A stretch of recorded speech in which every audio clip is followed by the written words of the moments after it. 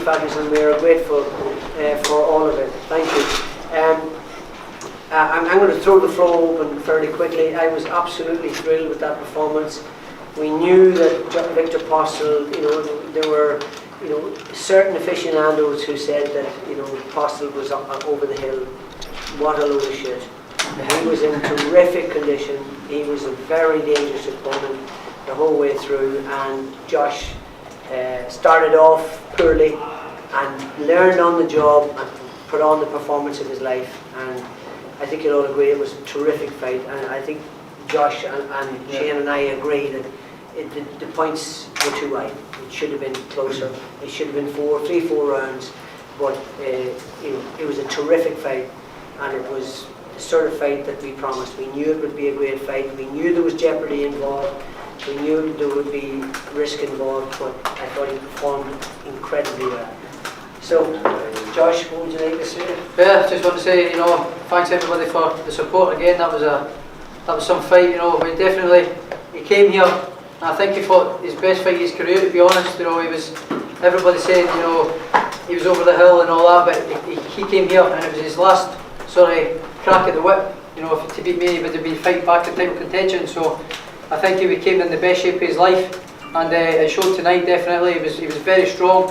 And he was awkward with his front hand and his feet.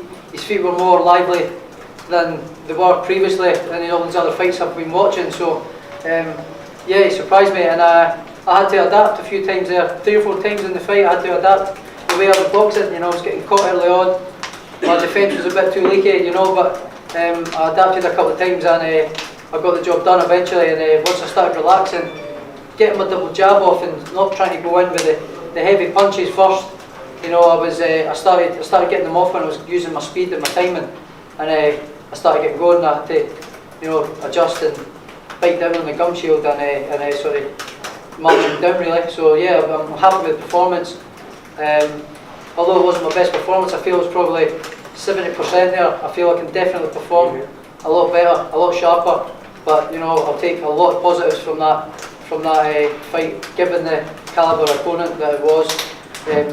Top draw opponent, and I come out on top with a below par performance, so I'm really happy.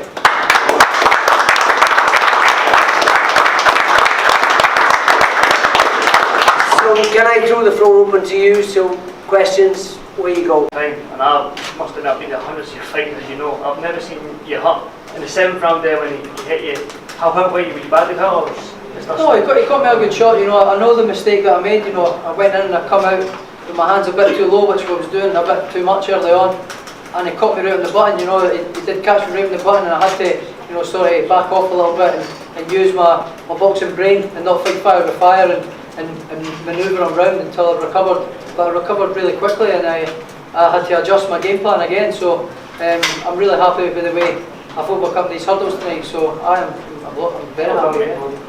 Josh, Craig from Fight Club, you haven't went the distance before over 12 rounds. You seem to come on strong the last 3 rounds. How did you feel at the end in terms of stamina, and how did you rate those last 3 rounds, because you seem to dominate more so in the middle rounds? Yeah, I felt great, and I knew everybody said, what happens if it goes to 12 rounds.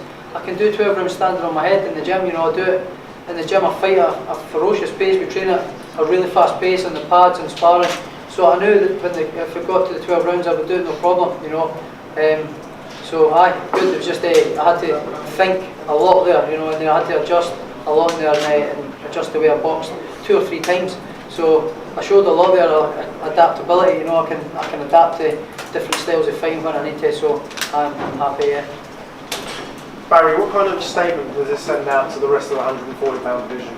Well, I think I think the most important thing is that what Josh said. He won on a bad night, and he beat one of the best fighters in the world with a record of 30 wins, 29 wins out of 30, only been beaten by Terence Crawford on a bad night. So, and he had to make adjustments. Very, very few fighters, even the very best elite fighters, can make adjustments in the middle of a fight when you're not having a couple of good rounds. That takes something very special, and this kid is very special. And I'm absolutely over the moon at the way he handled himself tonight. I thought he could have stopped him, in the, was it the 10th round he had him over? Yeah, thought he was like a hair's breadth from stopping him. But he wobbled him again in the 11th and wobbled him again in the 12th. So it's a terrific performance. I'm very, very happy. Josh, if you like you're on the verge of something special now, for a lifelong ambition. Yeah, I feel like I'm on the verge of, you know, my dream and fighting for a world title next, hopefully. So I think that was playing on my mind a little bit, and before the fight, you know, I didn't feel any pressure, but it was playing in the back of my mind, you know, saying if I win this, I'm then fighting for a world title. So, but that's going to come with experience, and I felt I dealt with it well, you know, a little bit below par performance, but I started very poorly with my defence and, you know, relaxing, switching off a bit too much.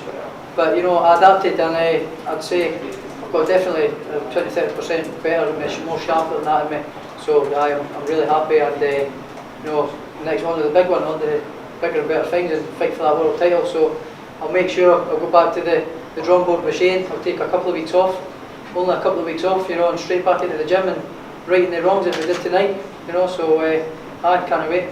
And let's see, I agree. I think he just won't wipe the floor with Danny Connor. He's just a tick over fight. But this boy's ready to go. That's why we took aggressive decisions with him and made these choices of opponents and put him in there. And you know, he showed tonight what he is. He's a world-class fighter, and I think he's the best 140 pounder in the world. Absolutely no doubt about it. Barry, is there any complication to that fight with Regis Progress carrying the interim WBC I'm not title? interested in the interim title. So that doesn't entitle him to any sort of match with Ramirez in any way? There's nothing to be cleaned up that end? This was a final eliminator. The guy who wins his fights for the world title. Whether Danny Connor beats Jose Ramirez, which is highly unlikely, we're going to be fighting the champion next, which is what it's all about. That's why we took the risk. That's why you know, I talked about there being jeopardy and everything else, and we knew there was, because this guy was a very sharp hitter. He's long and rangy, very hard to adjust to. Josh normally jabs ahead of his opponents, but this guy, tall, awkward, great step back, hard to hit, and sharp hitter. You know? So I'm absolutely thrilled with his performance. Great performance, especially as he, you know, had to show grit and to show that he had guts and determination and make adjustments in the middle of the fight. So it's great. It's been widely rumoured that the World Boxing Super Series, the next weight division are looking at is super lightweight. Is that something you guys will look at? We'll look at everything. Okay. We'll look at everything. You know, there's no giving. So we beat. You know, we've beaten #1 contenders before, and then not got a shot and had to move and adjust different ways. But we keep all our options open. Josh, when you said you were performing at 7% of your best, did you put that down to anything at all? No, I think I'm just trying a wee bit too hard for the first couple of rounds, you know. Big stage, you know, at home in Glasgow, with, you know, potentially riding on big fights next. So I think I took a wee bit of time, you know, to start relaxing, and instead of jabbing my way in, I was trying just for one jab and go for a strong left hand, because I thought he was open with the left hand, to the left hand, but I was just trying a bit too hard to get it off, and I made a few mistakes. But, you know, I'm more than happy with my performance. You know, I know the mistakes that I made, and I made the adjustments in the gym when I go back to the gym machine. Shane, how did you see it? Yeah, I thought the fight was a little bit closer. We had him 3 rounds up. Same thing, you know, he was giving away a few of the early rounds, just letting him pick him off, you know.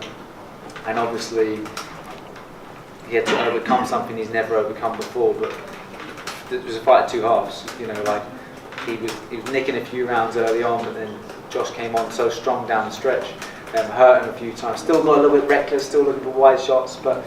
You know, as I said, you know, as he said, and we both agree, 70% of himself there tonight, and that's only because he was trying to force the fight sometimes when you don't need to. You can just set it up a little bit more with a jab. But these are all things that he's going to learn from, and he has. You know, he's learning against a guy that's been a world champion.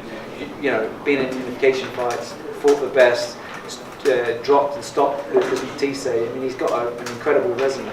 And he's learned on the fight in his 13th fight at such a top level. I still think Josh Taylor is one of the most exciting fighters in the world.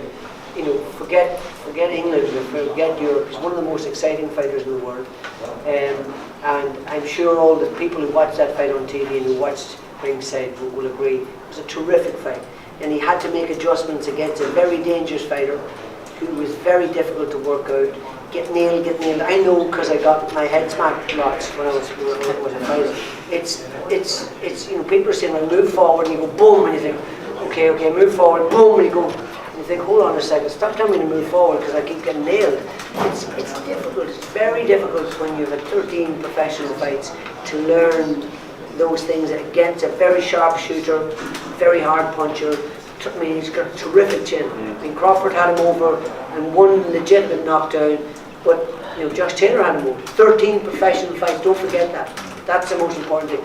And you know, everybody learns from mistakes, and he learned better from mistakes in the middle of action, in the middle of it all, and the punches firing over your head, the punches that can knock you unconscious. Learning, that's what you call. You know, that's real class. That's real class. How big did the step up feel for you, Josh, in terms of opponent? I mean, you seem to know when to nullify the fight. There seems to be a bit of holding and things going on when you look to be coming on strong. Just good experience, I think, for Postol. But, you know, how big a step was it for you tonight? That was a huge step, but again, I didn't feel like it was nothing that I couldn't handle. Not once did I feel uncomfortable in there or feel like I was out of my depth, or you know, I just was trying a bit too hard, and when I did relax, I got my shots off and I started coming on strong, and I had to adjust. So no, I didn't feel like in terms of the stage and the opponent wise, and you know who he was, it was a huge step up. But in terms of actual boxing, there was nothing that I couldn't handle. Nothing that I couldn't handle. I feel I could perform much better if I performed 100% my best there. I do strongly believe that I would have got him out of there. But unfortunately these things happen, so that's it.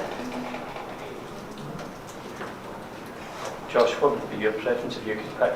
Where would you like to have Remainers come to Scotland, or Edinburgh, or would you rather go there or what? I don't know, you know.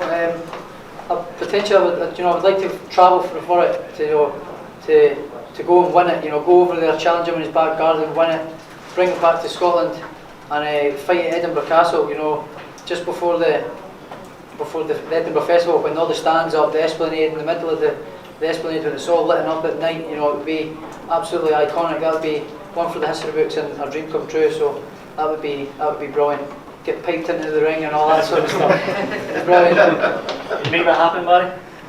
Yes, every likelihood that we could happen, but yeah, it's just someone who could speak to God and organise good weather. Right, you want to do one-on-ones, guys? Just before that, we're going to just pull Josh out. Just grab you 1 second. Okay. Yeah, just going to. Hey Fight fans, it's Michelle Joy Phelps. If you haven't already subscribed to our YouTube channel, make sure you do so by clicking this icon right here, or else.